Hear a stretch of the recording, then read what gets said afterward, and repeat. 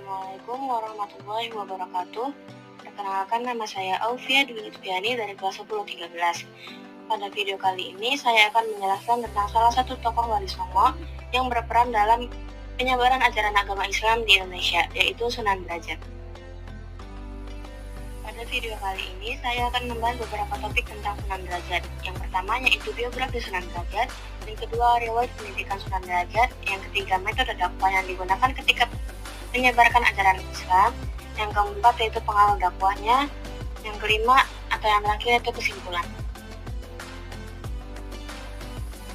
Saya akan membahas biografi tentang nama asli dan keluarga beliau. Sunan Derajat lahir dengan nama Raden Qasim atau Raden Syarifuddin. Ia merupakan putra dari Sunan Ampel yang merupakan salah satu tokoh Wali Songo juga, dan ibunya yang bernama Nyi Ageng Manila. Ia juga merupakan adik dari Sunan Bonang, yang merupakan tokoh Wali Songo juga, yang sama-sama aktif dalam mendakwahkan ajaran Islam. Kemudian saya akan membahas biografi tentang tempat dan waktu lahir, serta tempat dakwah Sunan Derajat. Beliau lahir di Surabaya pada akhir abad ke-15 Masehi. Setelah dewasa, beliau tinggal dan berdakwah di Desa Derajat, Paciran, Lamongan, Jawa Timur. Karena tinggal di sana, maka beliau dikenal sebagai Sunan Derajat. Kemudian, riwayat pendidikan Sunan Derajat. Sunan Derajat belajar agama di pesantren Ampel Delta di bawah bimbingan ayahnya, yaitu Sunan Ampel.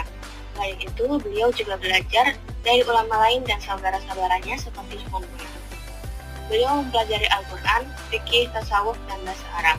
Beliau juga menguasai seni budaya Jawa seperti tembang, gamelan yang kemudian digunakan dalam metode dakwah beliau.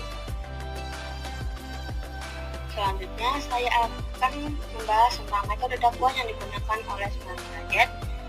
Yang pertama yaitu melalui pendekatan sosial dan ekonomi dengan cara menolong fakir miskin, anak yatim, dan orang sakit, mendirikan tempat penampungan untuk kaum duafa, mengajarkan nilai kerja keras, tolong menolong, dan hidup bersih. Dakwah dilakukan lewat perbuatan nyata, bukan hanya ceramah. Kemudian, metode dakwah melalui pendekatan budaya dan seni, yaitu menggunakan tembang Jawa sebagai media dakwah.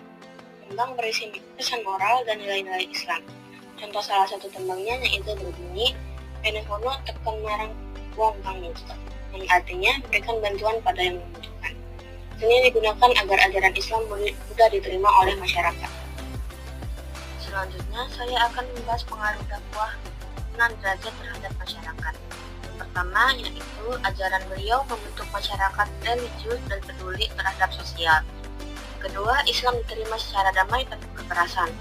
Ketiga, menginspirasi gaya hidup sederhana, rajin, dan suka menolong. Dan yang terakhir, dakwah beliau memperkuat solidaritas dan gotong royong.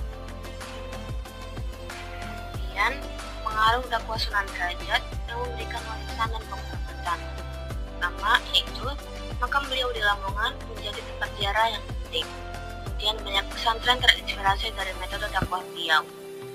Kemudian, teman-temannya yang masih dikenal sampai sekarang. Dan yang terakhir, beliau juga dikenal sebagai wali yang mengutamakan aksi sosial. Pembahasan yang terakhir adalah kesimpulan. Pertama, Sunan Derajat berdakwah melalui aksi nyata dan budaya lokal.